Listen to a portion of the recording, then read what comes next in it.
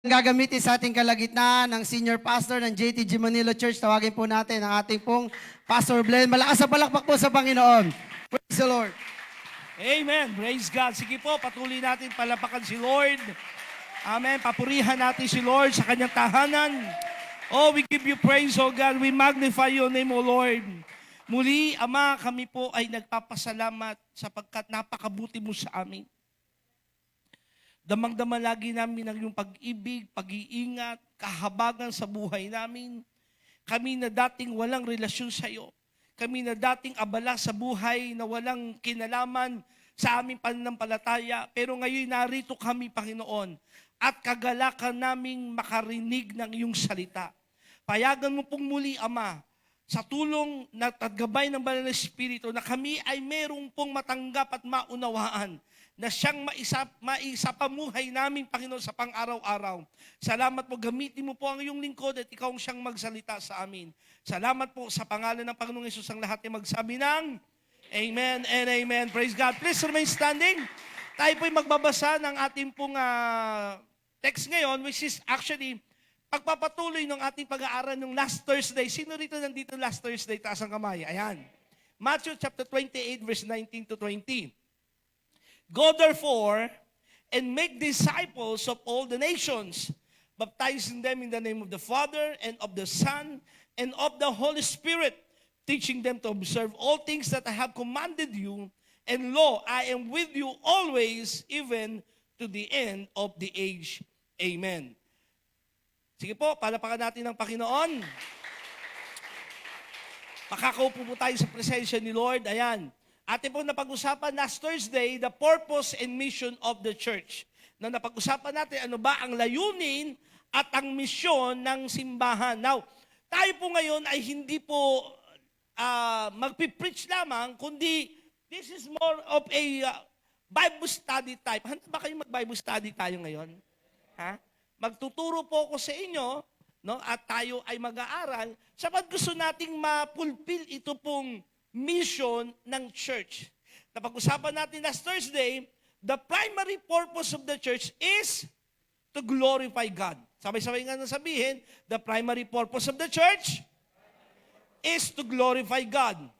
Ang number one at pinakalayunin ng church, kaya tayo nagtitipon, kaya tayo naglilingkod, sabi nga ng Bible, whether you eat or drink, give it all for the glory of God. Tama po ba? Kaya tayo nabubuhay ay para bigyan ng kaluwalhatian ng Diyos. At napag-usapan natin, yun ang purpose ng church, pero sabi din po natin, glorifying God means fulfilling the mission. Pag binigyan natin ng kaluguran at kaluwalhatian ng Diyos, ibig sabihin noon, ginagampanan natin yung misyon na binigay sa atin ng Panginoon, which is go and make disciples. Amen? Naintindihan niyo yan? Sabi mo sa katabi mo, may layunin tayo.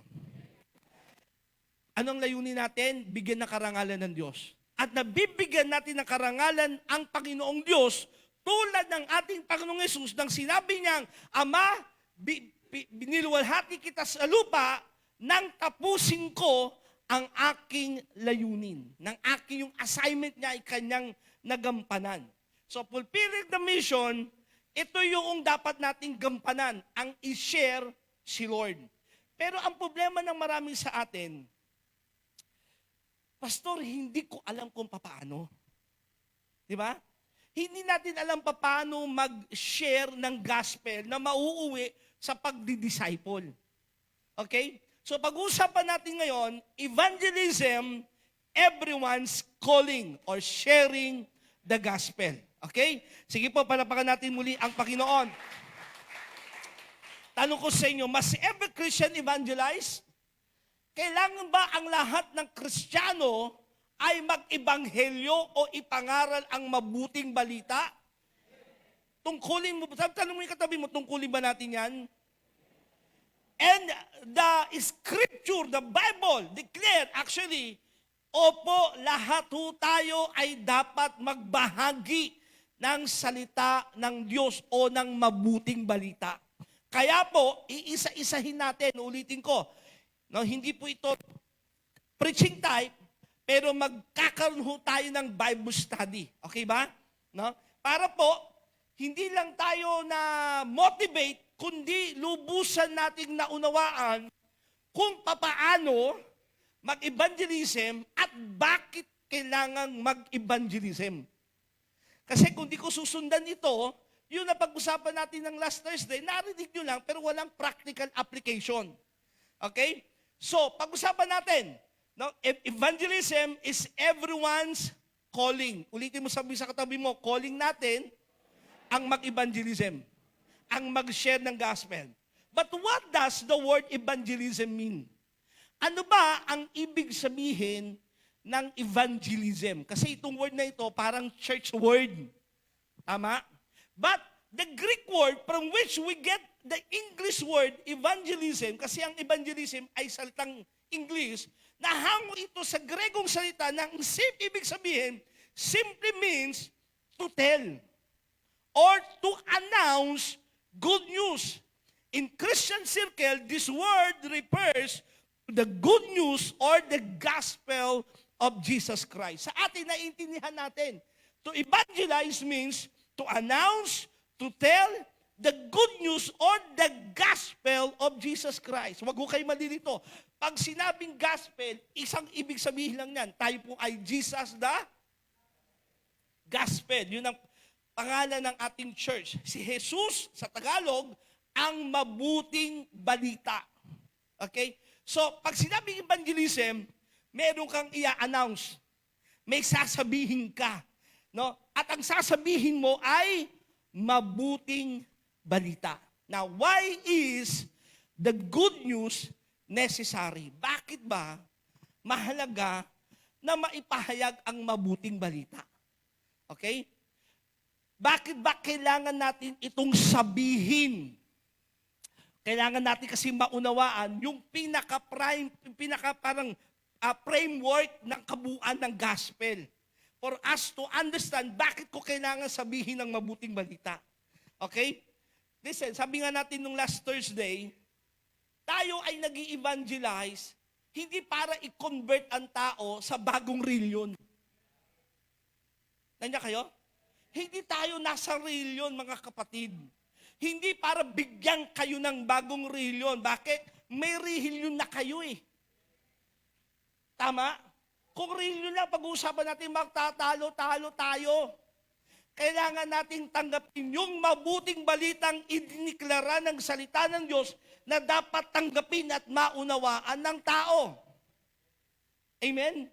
Kaya tayo ngayon na bago, kaya tayo nandito, kaya tayo nakikinig ng salita ng Diyos sapagkat natanggap natin ang mabuting balita at naunawaan natin. Pero kailangan tungkulin ng bawat isa. Ulitin mo, sabi mo sa katabi mo, tungkulin natin na ibahagi rin yung mabuting balitang yon. Okay? Pero kailangan maintindihan natin yung kabuuan ng mabuting balita. Okay? Kaya papasok tayo ngayon sa Bible study. Okay? Letter A. Kaya Bible study kasi may mga letter yan eh. May Roman numeral yan. Okay? Letter A. Why is the good news necessary? Bakit ba kailangan sabihin ng mabuting balita? Letter A. God, who is absolutely righteous and holy, created man in His own likeness and image. Okay? Ito dito nagsimula ang lahat eh. Nang nilalang ng Diyos, ang Diyos na siyang absolutely, siya yung pinakaganap na matuwid at banal, ay lumikha ng tao na ayon sa kanyang larawan at imahe. Ngayon, bakit natin kailangan maunawaan yan? Kasi hindi natin ibabahagi ang good news kung ang pinapaniwalaan mo, ang tao ay galing sa unggoy. Nandiyan kayo? Baka meron pa rin dito hanggang ngayon naniniwalang ang tao ay galing sa unggoy. Hindi po totoo yan, napatunayan na po ng marami. Bakit? Kung tayo galing sa unggoy, bakit may mukhang kabayo?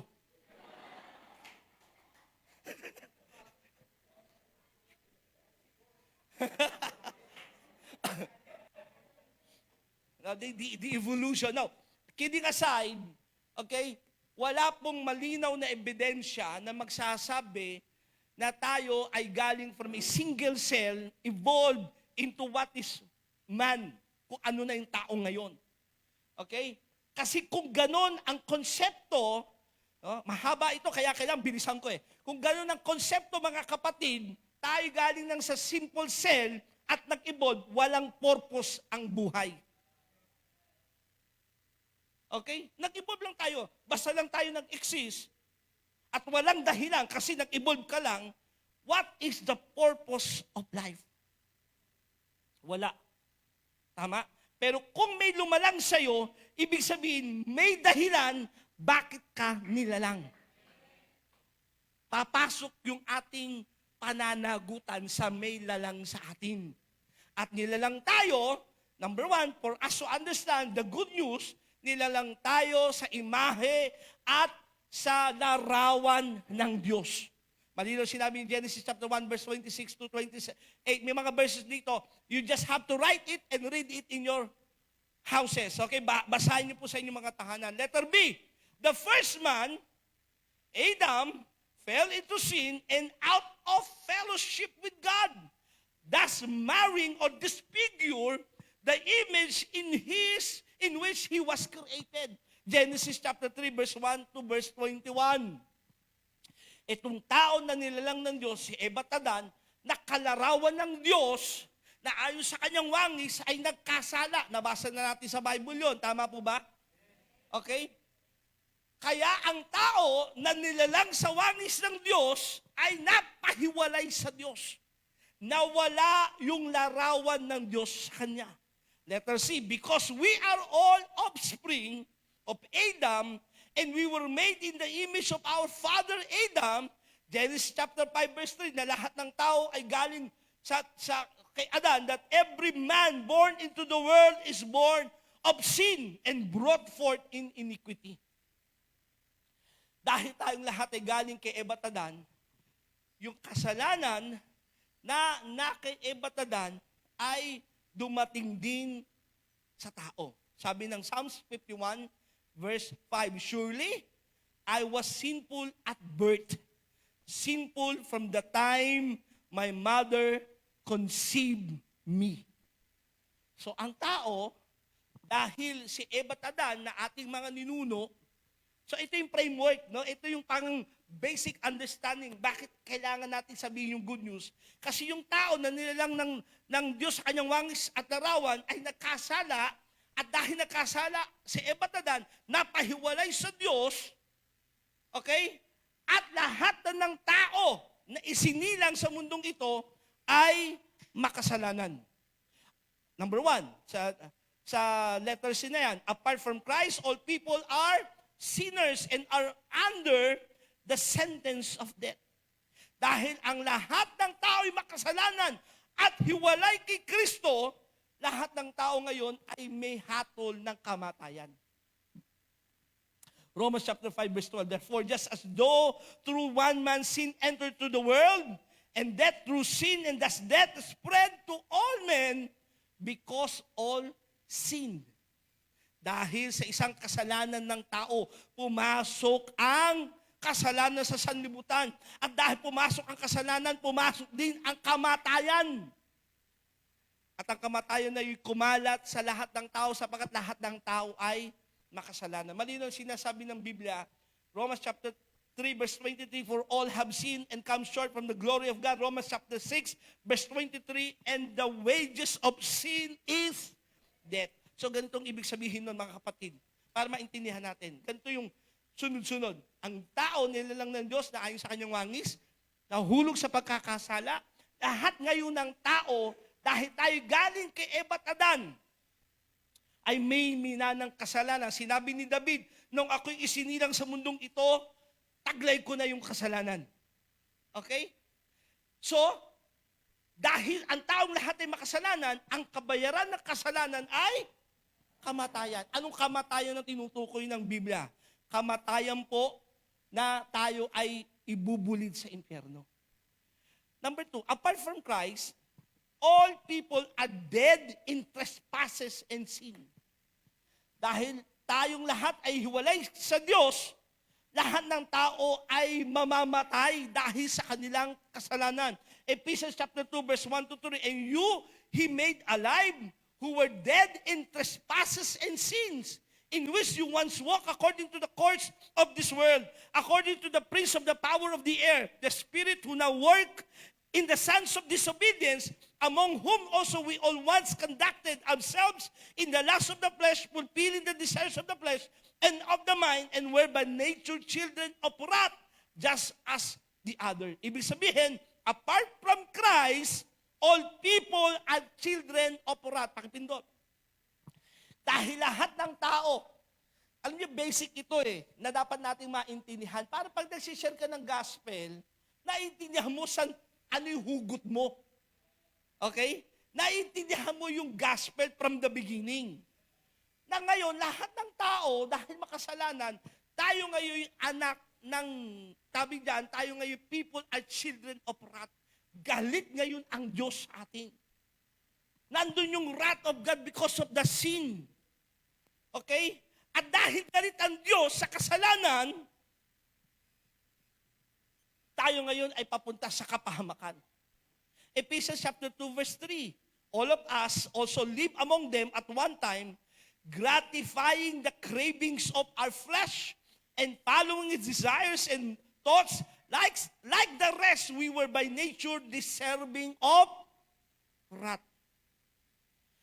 We were by nature deserving of wrath. Lahat po tayo. No? Dahil sa tayo'y makasalanan, deserve natin ang galit ng Diyos. Kasi ayaw ng Diyos ang ang kasalanan Ang Diyos ay banal. Ang Diyos ay matuwid. Pero dahil makasalanan tayo, dahil ang tao ay nag-disobey sa Diyos, ngayon nasa atin yung galit ng Diyos na yun. Apart from Christ, all people are alienated from the life of God. Number 4. Dahil tayo hiwalay sa Diyos, hiwalay tayo kay Kristo, lahat ng tao ngayon ay hiwalay sa Diyos. Ephesians chapter 4, verse 17 to 18. This I say therefore and testify in the Lord, that you should no longer walk as the rest of the Gentile walk, in the futility of their mind, having their understanding darkened, being alienated from the life of God. Because of the ignorance that is in them, because of the blindness of their heart. Sabi rito, tayo noon na hiwalay sa Diyos. Tayong dati na mali ang ating mga isipan, makasalanan, marumi ang ating pamumuhay. Tayo ay hiwalay sa Diyos. So, ang simpleng pagpapaliwanag ganito, mga kapatid. Dahil sa kasalanan, nahiwalay tayo sa Diyos. Okay? Sabi mo nga sa katabi mo, dahil sa kasalanan, hiwalay tayo sa Diyos. Okay? Naintindihan natin, dati, kasama ng Diyos ang tao nang nilalang ito ng Diyos sa hardin. Pero dahil ang tao ay nakasala, kaya believers, JTG Manila, workers, listen to me. Basahin niyo po yung Genesis chapter 1, chapter 2, chapter 3, hanggang chapter 5. Basahin niyo po yun para naintindihan natin yung origin ng kasalanan. Yung origin ng tao. Ang origin ng tao, ang tao ay may fellowship sa Diyos. Pero dahil sa kasalanan na pumasok, paano pumasok ang kasalanan? Yung iniutos ng Diyos ay hindi nasunod ni Eva at Adan. Ngayon maraming mga tanong diyan, bakit kasi naglagay pa ang Diyos ng puno? Matutokso ang tao. Di ba, naisip niyo na ba minsan yan? No? Bakit kasi naglagay pa ang Diyos ng puno doon? Nasabi ng Diyos sa oras na kainin mo yan, ikaw ay mamamatay. Kasi bakit? Ganito lang ang simpleng sagot. Tingin kayo lahat sa akin. Malinaw sinasabi ng Biblia, ang Diyos ay pag-ibig. God is love. At ang tunay na pag-ibig ay hindi pinipilit.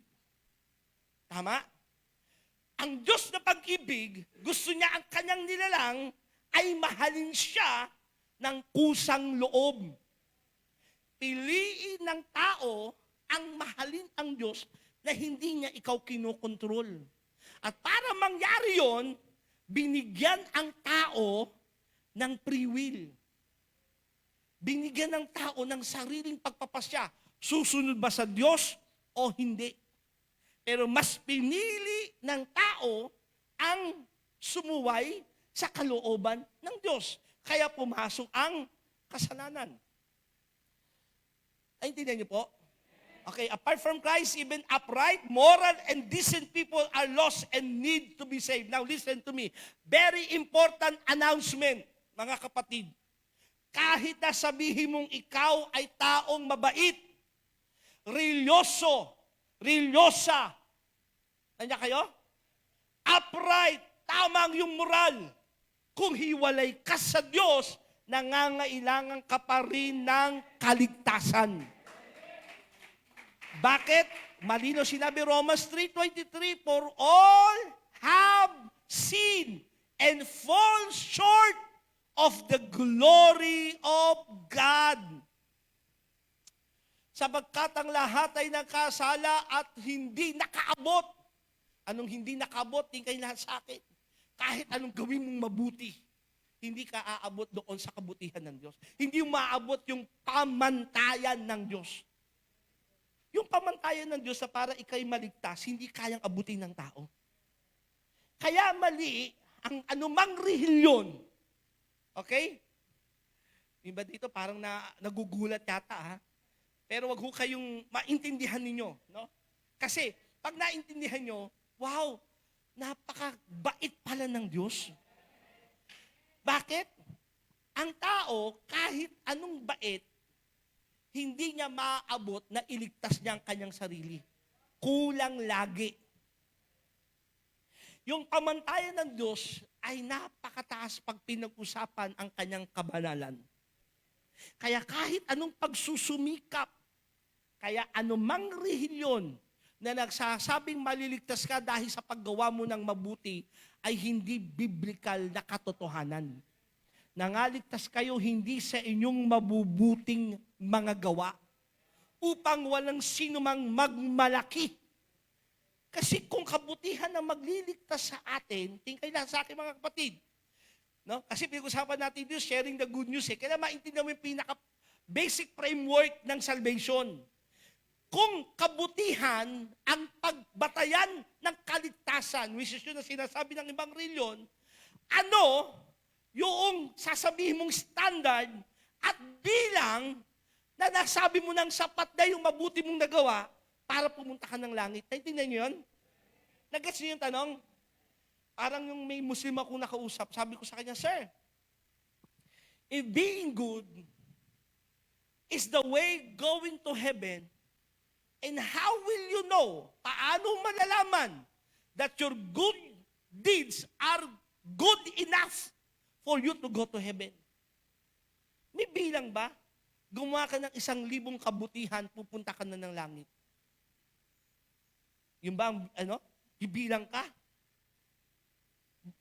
Siguro, sabi sa akin yung sagot niya, asa gumawa ka ng mabuti. Sa mga mahihirap, tumulong ka. Sa mga ulila, tumulong ka.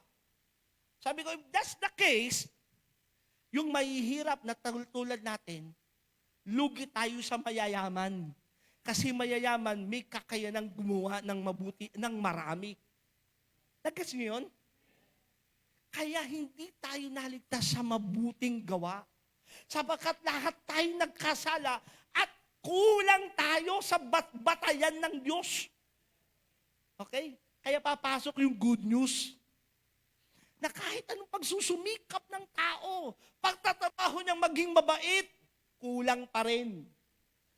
Number 6, apart from Christ, all people are destined for eternal damnation. Dahil kulang, kahit anong gawin ng tao na mabuti ay kulang, lahat tayo'y papunta sa kapahamakan.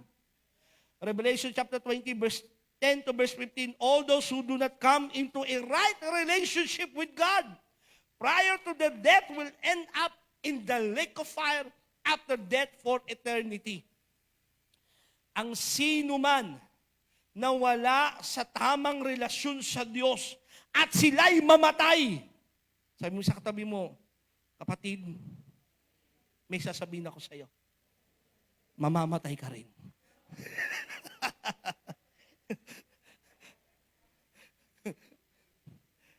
Lahat tayo. Hindi ka man tamaan ng COVID-19, Kahit COVID-16 lang ang tumama sa'yo, kulang, mamamatay ka pa rin. Okay, lahat tayo mamamatay. Ngayon, kung wala kang tamang relasyon sa Diyos, hindi ka pupunta na lang, kundi papunta ka sa kapahamakan. Pastor, di totoo yan, walang impyerno. Subukan mo mamatay, di malalaman mo kung may langit o impyerno. Ang Biblia ang nagtuturo at nagsasabi na may buhay pagkatapos ng buhay sa mundong ito. Hello? Marami sa atin, para ako napunta sa preaching tuloy, sabi ko Bible study. Marami sa atin, pinag-iipunan mo yung buhay mo dito sa lupa. Inaayos mo. Magkaroon ka ng maayos na damit, maayos na katawan, inihanda mo yung kinabukasan para sa iyong anak, bahay, no? Pag-aaralin mo ang iyong mga anak, okay yan. Pero lahat ng bagay na yan ay pansamantala lamang. Naintindihan nyo? Pansamantala lamang lahat ng bagay na yan. Sapagat lahat ng bagay na iiwanan mo dito sa lupa. At kahit humaba man ang buhay mo rito sa lupa, kahit na 1,000 taon ng buhay mo, mamamatay ka pa rin. Meron ba rito aabot ang 1,000? Wala. Kahit nga 100 ngayon, mahirap nang umabot eh. Tama? Ibig sabihin, lahat tayo haharap sa kamatayan. At pagkatapos ng kamatayan, dahil tayo'y makasalanan, tiyak at siguradong may kapahamakan kang haharapin. At yun ang impyerno. Naintindihan niyo yung frame? Yung pinakakabuuan? Letter D, man has been separated from God for so long that he has become used to the unnatural and he actually loved darkness rather than light. Dahil ang tao sadyang makasalanan, mas pinipili ng taong mamuhay sa kasalanan. Kaya alam nyo, tingnan lahat sa akin ha, kahit anong pilitin mong maging mabuti, hindi mo magawang maging mabuti. Ang tao, kaya may kantang na-imbento eh. Ano yung kanta? Gusto kong bumait pero di ko magawa. Gusto kong bumait pero di ko magawa. Kasi hindi natin kayang maging mabuti sa ating sarili. John chapter 3 verse 19, and this is the condemnation that the light has come into the world. Dumating na yung liwanag sa sanlibutan. And men love darkness rather than light because their deeds were evil. Mas pinili ng tao ang kasamaan, ang kadiliman. Dumating na yung liwanag. Ngunit pinili pa rin ng tao ang mamuhay ng masama. Lahat po tayo ganun ang buhay natin. Nang tayo'y wala pang pagkakilala sa Diyos. Tama?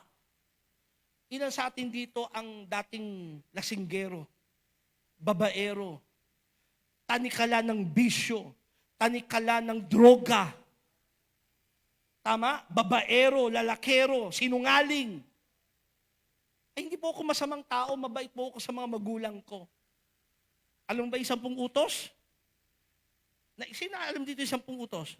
Isa sa 10 utos, huwag kang magsisinungaling. Sino dito nakapagsinungaling na? Kung di ka magtataas ng kamay, sino nakapagsinungaling na?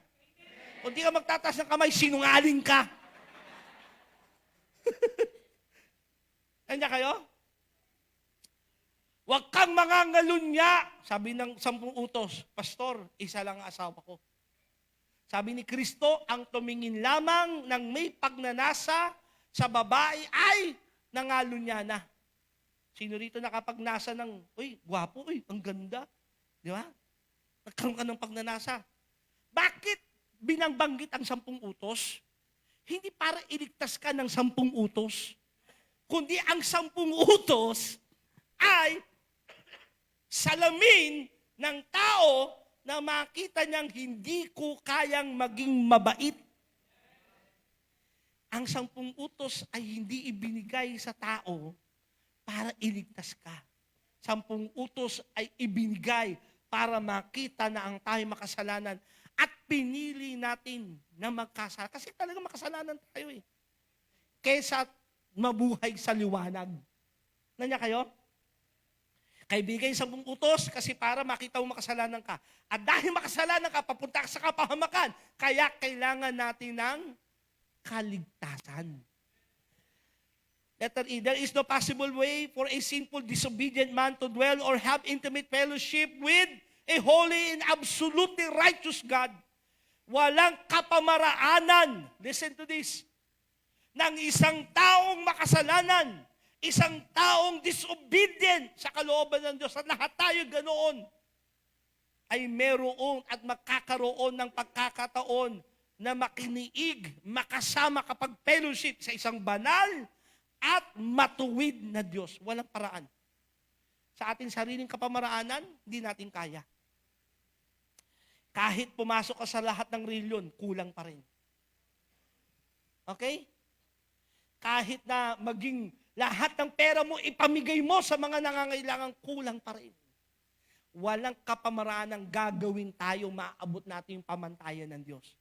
Kaya papasok yung good news. Okay? So, what is the good news? Ano ngayon ang mabuting balita? Kasi yung framework, nakita nyo yung basic, yung pinaka, dapat maintindihan nating lahat na nag-gospel o nagsishare ng gospel. Na lahat ng tayo makasalanan. Kahit anong gawin natin, hindi natin kayang abutin ang Diyos. Walang kapamaraanan na tayo makakapunta ng langit sa ating sariling pagsusumikap. Kahit magsumikap, kahit di mo mararating ang langit. Ang tao ginawa nga yan eh. Nagtayo ng Tower of Babel para abutin ang langit. Di rin nila abot eh. Nandiyan kayo? Sinikap ng tao maging mabuti, hindi natin kayang magawa. Tama? Hindi mo kayang baguhin ang sarili mo. Kaya papasok ang mabuting balita. So what is good news? God took the initiative in bringing man back into fellowship with Himself by sending Jesus Christ to be the head of a new race. At ang Diyos ang siyang gumawa ng kapamaraanan. Ibinigay niya si Kristo Jesus sa atin upang siya ang maging una sa mga bagong nilalang. Kasi nung unang nilalang, failure lahat. Sa panahon ni Eva at Adan, lahat ng mga lahi ni Eva at Adan at kasama tayo doon. Hindi ako lahi ni Eva at Adan kasi pango ako eh. Sabi nung isa. O saan ka galing? Sa tatay ko. Saan galing ang tatay mo? Sa lolo ko. Saan galing ang lolo mo? Sa lolo. Eh yung lolo mo, saan ang galing? Uuwian sa nagsimulang tao na nilalang ng Diyos. At lahat ng yan ay makasalanan. Okay? Kahit anong gawin ng tao, hindi niya kayang butin ng Diyos. Kaya ang Diyos ang gumawa ng kapamaraanan. Sinugo niya si Kristo. Ano si Kristo? Christ was the image of God. Hebrews chapter 1 verse 3. Christ did not fall into sin as Adam did. Si Kristo, na anak ng Diyos, ay hindi nagkasala tulad na nangyari kay Eva at Adan. Though undeserving, Christ received the full penalty for sin in Himself. Romans chapter 5 verse 8, but God demonstrates His own love for us in this, while we were still sinners, Christ died for us. Paintindi natin sa bawat isa. Okay? Tingin kayo lahat sa akin. Ganito pagkakaintindi niyan. Hinihingal na ako ngayon. Medyo mataba na si pastor eh. Dahil ang tao, hindi natin kayang abutin ang Diyos. Ang tao gumawa ng iba't ibang reliyon. Iba-ibang pag-unawa sa Diyos. At dahil kulang tayo sa pag-unawa, pagkilala, pag-abot sa Diyos, ang Diyos ang nag-initiate. Siya ang gumawa ng kapamaraanan. Sabi ng John chapter 3 verse 16, kabisado ng marami, for God so loved the world that He gave His only begotten Son, that whosoever believe in Him shall not perish but have everlasting life.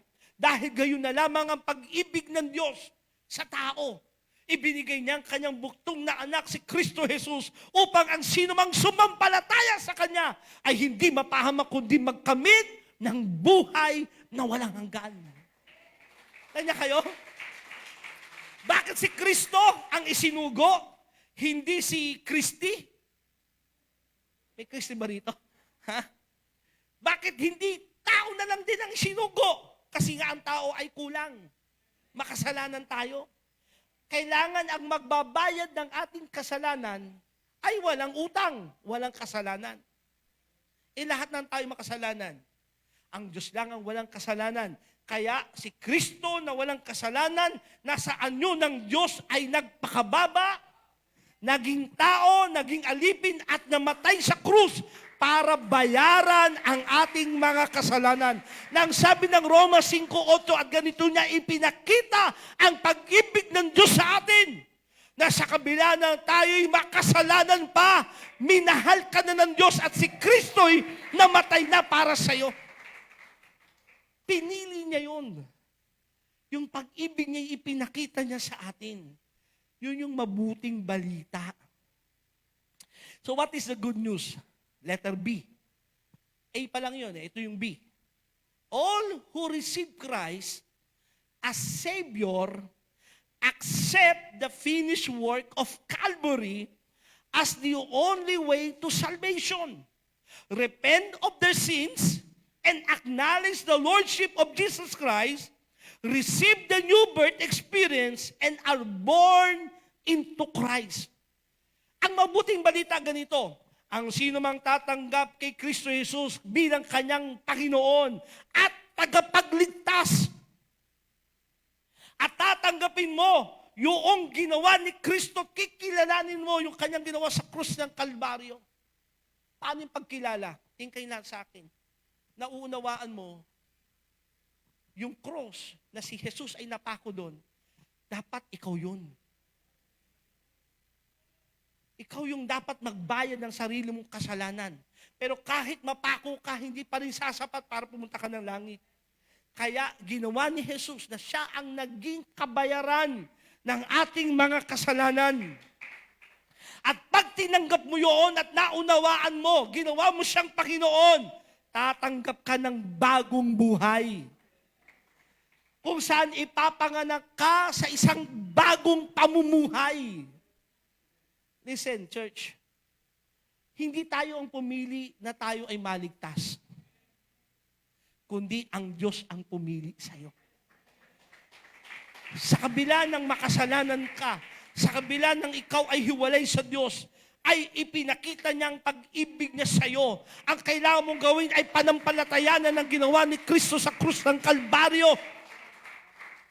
At dahil mananampalataya ka ni Kristo, in Christ, we are made righteous. Ngayon, dahil kay Kristo, na siyang naging tagapamagitan natin. Kumbaga sa husgado ganito. Okay? Sino rito na nakaranas ng isang yung sa husgado, no? Napunta ka doon sa trial, no? Ha? Sa hearing. May kasalanan ka, sabi ng judge, you are guilty. Okay? Maaring ang kaso mo ay 5, ano ba yung mga iba? 511. Yun ang kasalanan mo. Alam niyo ba yun? Oo. Guilty, sabi ng judge. Pero, may isa na nagsabi, yung pong kanyang kasalanan, ako po ang mananagot. Kasalanan niya, pero ako po yung mananagot ng kasalanan. Ba't wala ka namang kasalanan pero ako po yung mananagot. At sa hukuman ng Diyos, dahil may nanagot, at si Kristo yon, napawalang sala ka ngayon. Ang kailangan mo lang gawin, kilalanin mo yung ginawa niya para sa'yo. Tanya kayo?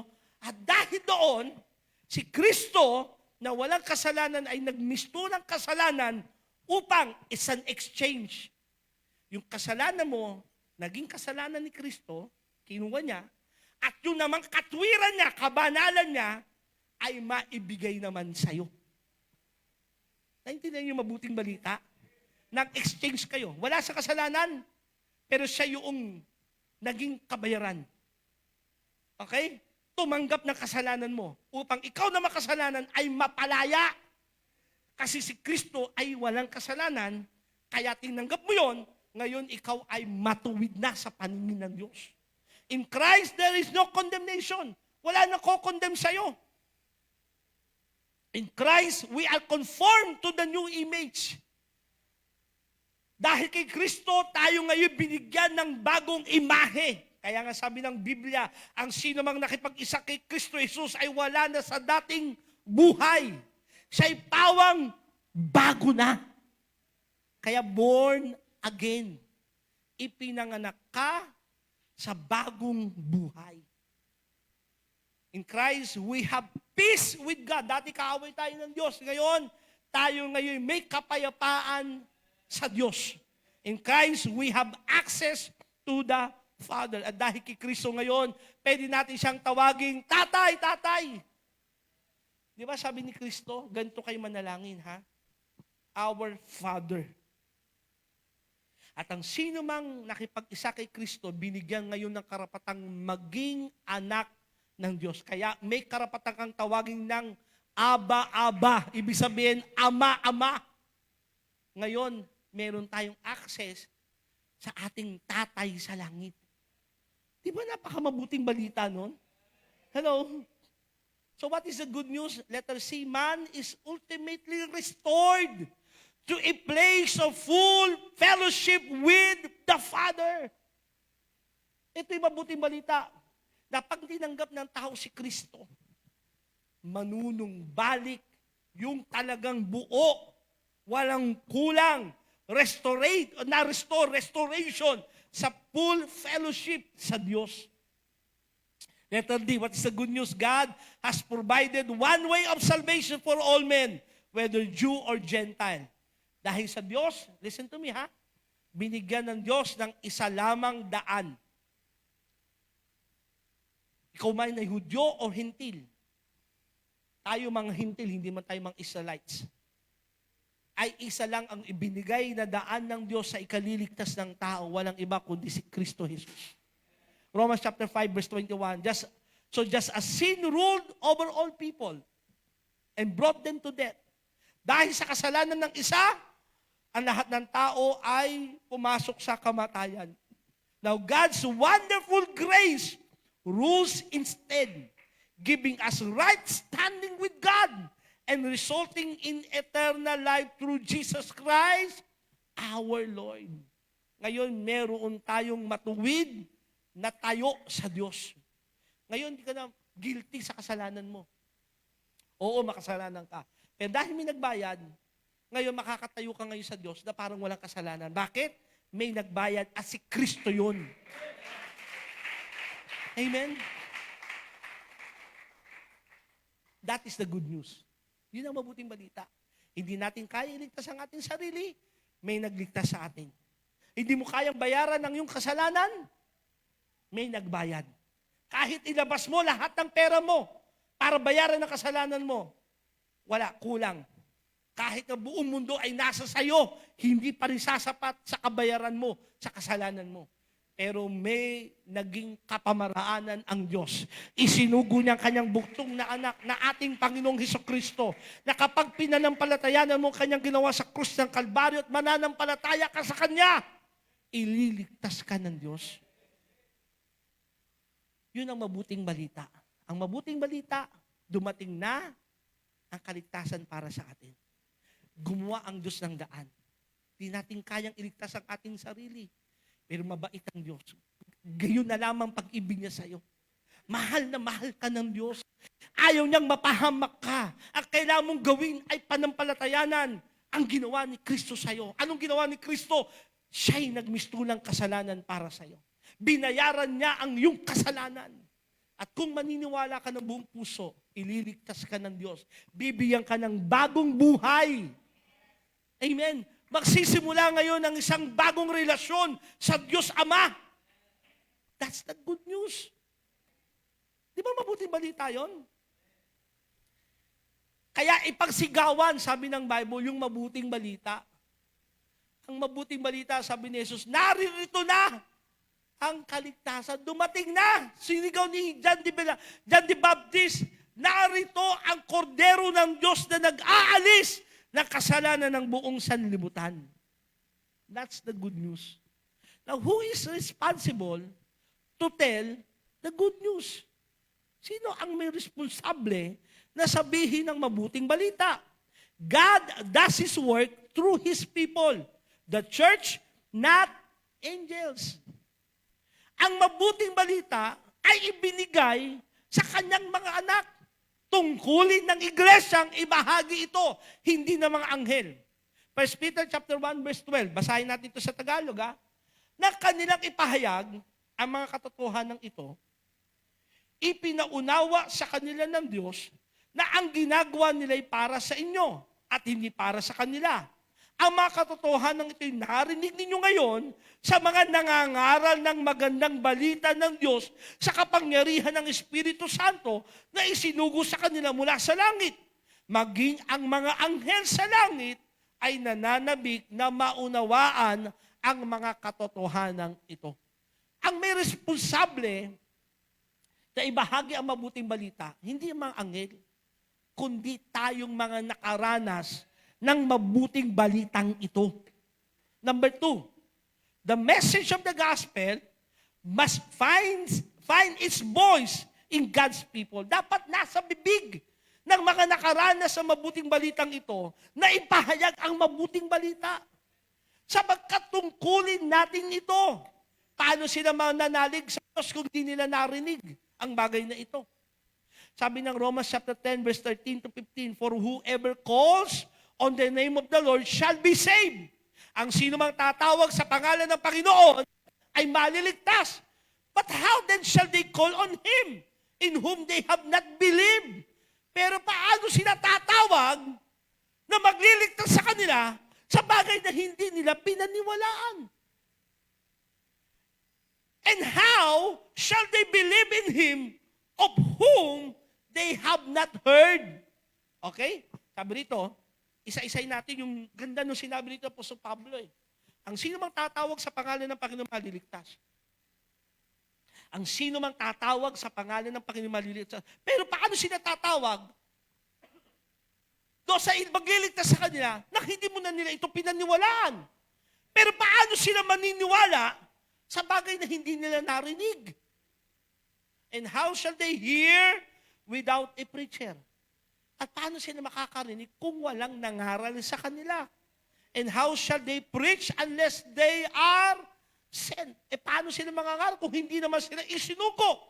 As it is written, kaya naman itong sulat, ito ang nakasaad, sabi ni Apostol Pablo, how beautiful are the feet of those who preach the gospel of peace, which bring glad tidings of good things. Sabi rito, ibig sabihin, tayo yon. May dala tayong mabuting balita. Kasi paano maliligtas ang tao? Kasi kapag tumawag ka sa Panginoon, maliligtas ka eh. Pero paano sila tatawag sa bagay na hindi nila pinaniwalaan? Paano naman sila maniniwala kung wala silang narinig? Paano sila makakarinig kung walang nangaral sa kanila? Paano may mangangaral kung walang isinugo? Kaya sabi ng Bible, isinusugo ko kayo. Ipangaral ninyo ang mabuting balita ng kaligtasan sa lahat ng tao. Tungkulin natin, sabi mo sa katabi mo, tungkulin natin. Ipangaral ang mabuting balita. Number 3, the church must reach the world prior to the second coming of Christ. Alam niyo po, tungkulin nating lahat bago dumating ang ikalawang pagbabalik ni Kristo, malapit na yan. Lahat na nangyayari ngayon sa mundong ito, bahagi ng isinulat ng salita ng Diyos na si Kristo'y muling babalik. Kasama na yung COVID-19 na yan. Nandiyan kayo? Yung mga gerang narinig natin. Sabi ng Panginoong Hesus sa Mateo 24, sabi ng mga apostol, Panginoon, kailan mangyayari ang katapusan ng sanlibutan? Sabi ng Panginoong Hesus, makakarinig kayo ng digmaan, bansa laban sa bansa, kaharian laban sa kaharian. Tama ba? Nakarinig na ba kayo ng gera ngayon? Walang tigil ang gera. Sabi ng Panginoong Hesus, magkakaroon ng lindol sa iba't ibang dako. Aba, kailan lang? Sunod-sunod ang lindol. Nandiyan kayo? Sabi ng Panginoong Hesus, maraming magpapanggap na sila ang Kristo sa huling panahon. Nandun isa sa Davao. nagpapanggap na Kristo, tagapagligtas ng sanlibutan. Pipirma siya para sa kaligtasan mo. Hindi ayon sa salita ng Diyos, isa lang ibinigay ikaliligtas ng tao. Hindi tao, kundi si Kristo yon. Hindi relihiyon, hindi si pastor, hindi si pastora. Ang ikaliligtas ng tao ay isa lamang ibinigay sa silong ng langit at walang iba kundi ang ating Panginoong Hesukristo. Kaya napakahalagang maibahagi. Bakit? Babalik uli si Kristo. At ang sabi ng 2 Thessalonians chapter 1 verse 6 to 9, since it is a righteous thing with God to repay with tribulation those who trouble you, and to give you who are troubled rest with us when the Lord Jesus revealed from heaven with His mighty angels, in flaming fire taking vengeance of those who do not know God. May matindi pong paghihirap na darating sa mga taong hindi nakakilala sa katotohanan. And on those who do not obey the gospel of our Lord Jesus Christ, this shall be punished with everlasting distribution or destruction from the presence of the Lord and from the glory of His power. Meron pong walang hanggang kapahamakan sa sino mang hindi kikilala sa mabuting balitang ipinapangaral. Imagine mo, no? Ipinapangaral sa'yo, inaalok sa'yo. Kapatid, pupunta ka ng impyerno, pero ito'y mabuting balita. Hindi mo kailangan pumunta ng impyerno para bayaran mo yung kasalanan mo. Kasi ang mabuting balita, may nagbayad na sa'yo. Ito yung good news. Hindi mo kailangan bayaran ang utang mo na kasalanan at baka ang kabayaran mapunta ka ng impyerno. Kasi meron ng daan. Si Kristo ang naging daan. Kaya sabi ni Jesus, I am the way, the truth, and the life. No one can come to the Father except through me. May daan nang ibinigay si Kristo Jesus. At kung mananampalataya ka, hindi ka mapapahamak. Pero kung di mo tatanggapin yung mabuting balitang yon na iniaalok sa'yo, hindi ko kailangan yan. Mahaba pa buhay ko. Natulog ka ng gabi, binangungot ka, patay ka kinabukasan. Haharapin mo ngayon ang Diyos sa kanyang paghatol sa'yo. Okay? Sapagkat sabi ng Biblia, minsan lamang itinakda sa tao ang mamatay. Pagkatapos noon ay paghuhukom. Huhukuman tayo ng Diyos.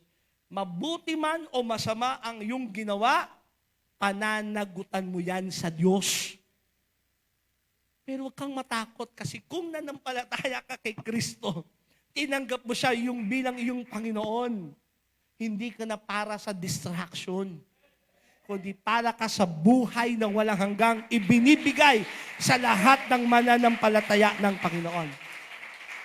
Kaya nga, if the church does not do it, who will do it? Kung hindi gagawin ito ng church, sino gagawa nito? Tayo'y nakaunawa na may daan na eh. Hindi yung dating daan, kundi si Kristo ang daan. Hello? Hindi yung pipirma ng iyong kaligtasan, kundi meron nang gumawa nito. Hello? Kundi kailangan mo'y panampalatayanan. Minsan kasi parang isipin natin, parang andali, no? Manampalataya. Parang, minsan, it's too good to be true. Pero yun ang katotohanan. Simple lang kaligtasan. Panampalatayanan mo si Kristo Jesus. Sundin mo ang kanyang kalooban. Doon magsisimula panampalatayanan mo. At pag pumasok sa iyo, si Kristo, kasama ng kanyang kapangyarihan ng Banal na Espiritu, aayusin ng Diyos ang iyong buhay. Makikita mo yung dating paglakad mo sa kadiliman, ngayon lalakad ka sa katwiran. Yung dating hindi mo kayang tanggihang kasalanan, ngayon kaya mo nang tanggihan. Naintindihan niyo yun? Ulitin ko ha. Yung dating hindi mo kayang tanggihan na kasalanan, dahil tanikala ka ng kasalanan, ngayon, may kapangyarihan na ng Diyos na nasa iyo. Kaya mong iwanan, kaya mong talikuran, at mamuhay ka ng isang bagong pamumuhay. Nakasama si Kristo na may kapayapaan, may katiwasayan ng buhay, makaranas ng pagpapala. Hindi lamang sa langit, kundi dito sa lupa. At kung hindi sasabihin ng church yan, sino mangangaral? Ang kapamaranan ng ibang reliyon, gumawa ka ng mabuti. Ang kapamaran ng ibang reliyon, sundin mo lahat ng aral. Eh, sino makakasunod ng lahat ng aral? Hindi natin kayang sundin ang aral. Ang mga utos ng Biblia ay ibinigay, the Old Testament law binigay para makita natin, di ko kaya yan. Kasi hindi ka naligtas sa pagsunod ng batas. Naligtas tayo dahil sa ating pananampalataya kay Kristo Jesus. Dumating yung biyaya ng Diyos sa atin. Hindi kayong pumili sa akin, John 15 verse 16, kundi ako ang pumili sa inyo. Sino mangangaral? Islam? Muslim? Sino mangangaral? Buddhist? Sino mangangaral? Sila niniwala, walang langit impyerno. Ito na yung langit impyerno nasa mundo na. Malino na sinasabi ng Biblia, lilipas ang lahat ng bagay na ito. Kung hindi nila marinig ang katotohanan, sino ang mangangaral sa kanya? Kaya sabihin sa katabi mo, may responsibilidad tayo. Na maging patotoo tayo sa kanila. Tayo ang maging saksi na may Kristo na nagbabago ng buhay. May Kristo na kayang baguhin ang iyong sitwasyon. May Kristo na isinuko ang Panginoong Diyos na ikaliligtas ng tao. And what does it mean to be a witness? Anong ibig sabihin na ikay maging witness?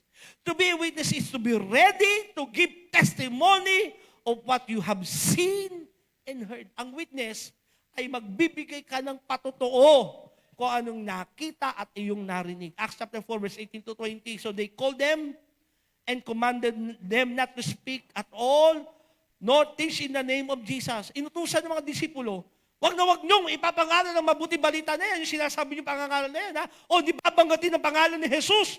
But Peter and John answered and said to them, whether it's right in the sight of God to listen to you more than to God, you judge. Ikaw maghumatag. Sabi ni Pedro ni Juan, ano mas mabuti? Sundin ang tao o sundin ang Diyos?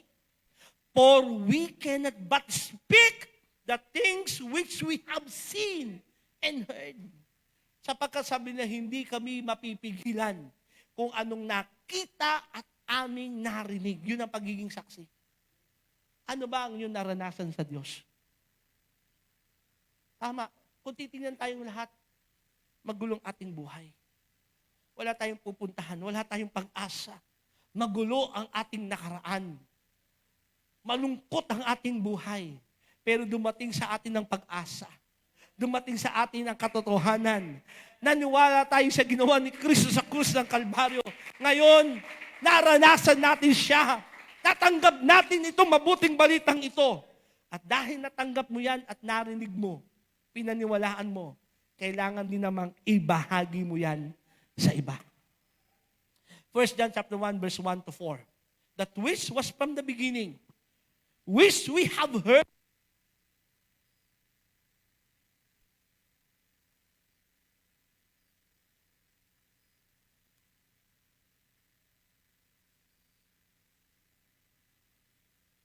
titin natin. 1 John chapter 1 verse 1 to 4. That which was from the beginning, which we have heard, which we have seen with our eyes, which we have looked upon, and our hands have handled, concerning the word of life.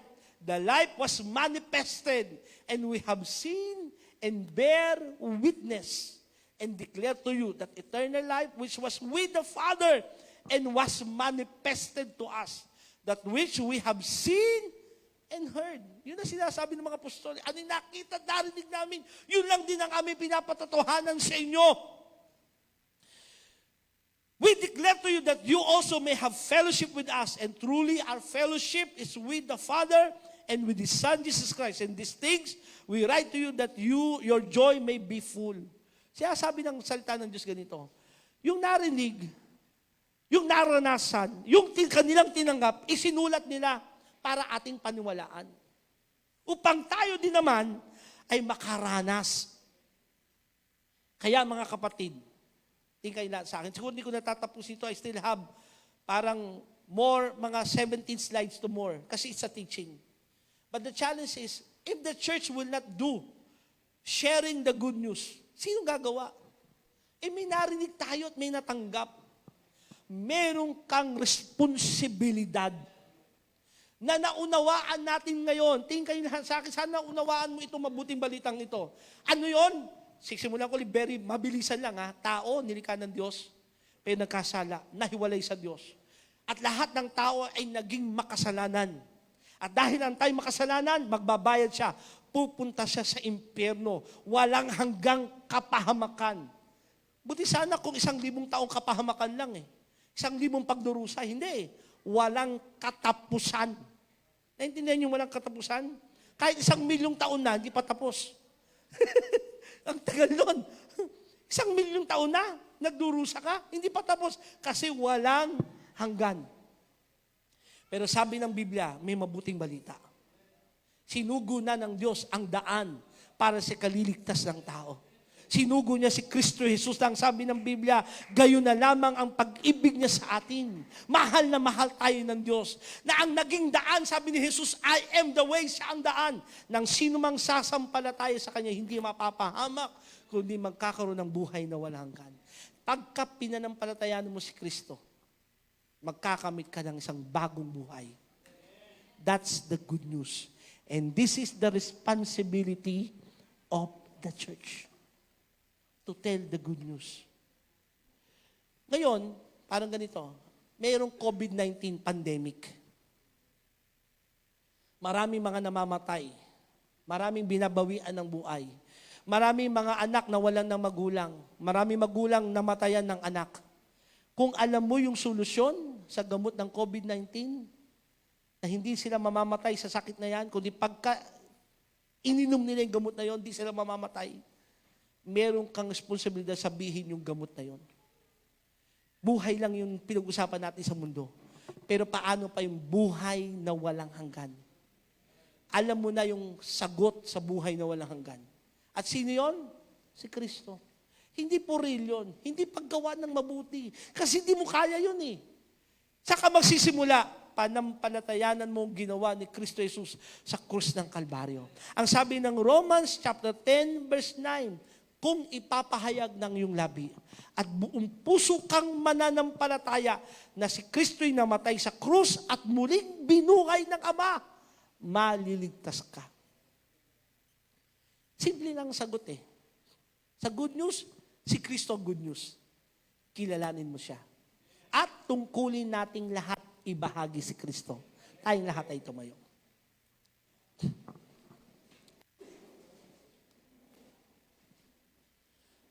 Pastor, parang hindi ko kasi kaya, nahihiya ako. Pastor, parang hindi ako magaling magsalita, hindi ako marunong magpaliwanag tulad mo. Minsan ganyan, di ba? Hindi kasi ako pastor para gawin yan. Hindi po.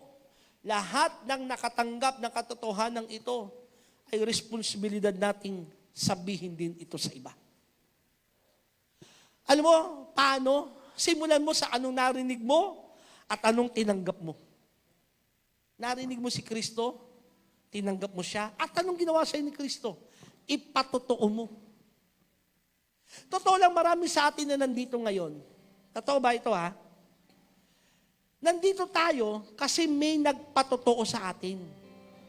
May nag-imbita sa atin. Tungkulin natin lahat yan. Sabi nga natin na nakaraang Webes, hindi po natin lang tungkulin yung tumugtog, sumayaw, kumanta. No. Tungkulin nating mag-ibanghelyo. At pag sila'y kumilala kay Kristo, ang kasunod naman, gawin mo silang disipulo ni Kristo. Pero saan ka magsisimula? Ipangaral mo yung mabuting balita. Ang mabuting balita, may daan ng papuntang langit. Hindi mo kailangang maghirap, hindi mo kailangang parusahan ng iyong sarili. Kundi tanggapin mo yung daan, ang Panginoong Yesus. Now, may challenge to you. Pwede bang yumuko ka ngayon, pumikit? At habang narinig mo ang salitang ito, tinanggap mo na ba si Kristo sa buhay mo? Marami kang tanong sa buhay. Naghahanap ka maaari ng pagbabago. Nagugulumihanan ka sa buhay mo. May takot kang nararamdaman. May mabuting balita akong gustong sabihin sa iyo. May sagot sa lahat ng yan. At walang iba kundi si Kristo Jesus. Si Kristo Jesus ang pag-ibig ng Diyos sa iyo. Kaya niya isinugo si Kristo. At kung tatanggapin mo siya, kapatid, pananampalatayanan mo kanyang ginawa sa krus ng Kalbaryo, babaguhin ka ng Panginoon. Bibigyan kanya ng katiyakan sa buhay na walang hanggan. At kung hindi mo pa kinikilala si Kristo, sa pagkakataong ito, pwede ba kilalanin mo siya sa buhay mo? Paano? Simulan mo sa simpleng panalangin ng pagkilala kay Kristo. Pwede mo bang gawin ito ngayon, kapatid?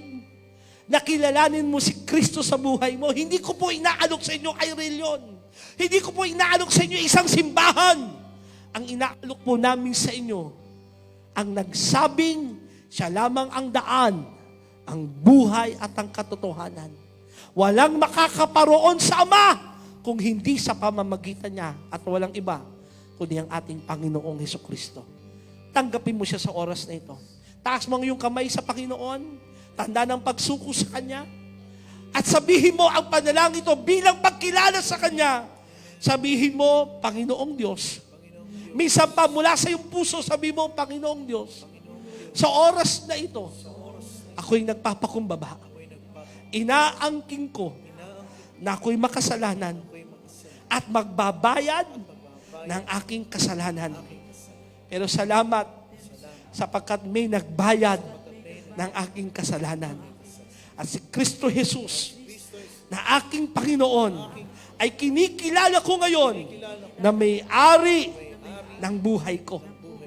Isinusurrender ko po ang buong pagkatao ko, ang buhay ko sa Kanya, sa pangalan ng Panginoong Yesus. Amen. Sa oras na ito, patuloy tayong nakayukod, nakapikit. Church, it is our duty. It is our responsibility to evangelize the good news, to tell, to announce the good news. Kailan ka huling nangaral? Kailan ka huling nagpatotoo? Salamat sa ministeryo, pero lahat ng yan ay pribileyo lamang. Tungkulin natin kung anong ating narinig at kung anong ating tinanggap, siya namang ating ibinabahagi.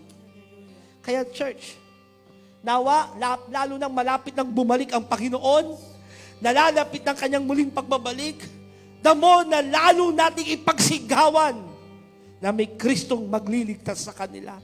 Dito sa mundong ito at higit sa lahat, sa buhay na walang hanggan. It is our responsibility. Taas natin ating kamay, Panginoon. Sa oras na ito, Lord, tulungan mo po kami. Panginoon, patatagin mong lalo ang aming pananampalataya. At sa tulong na kapangyarihan ng Santong Espiritu, Lord, give us the passion, the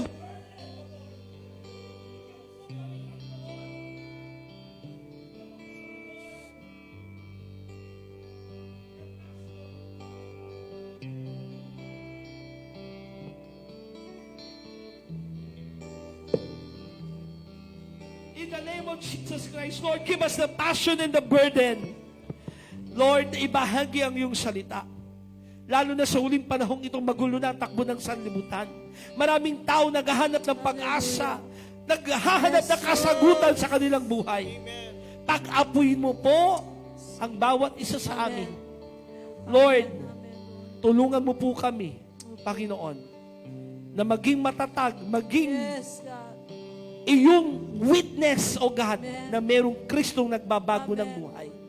Sa pangalan ng Panginoong Hesus at sa gabay at tulong ng kapangyarihan ng Santong Espiritu, Lord, narito kami, isugo mo po kami, gamitin mo ang aming buhay. Salamat po. And from this time on, O Lord, ang church dito will be a church to evangelize the truth of the gospel of Jesus Christ. Salamat po. In Jesus' mighty name. And everybody say, Amen, and Amen.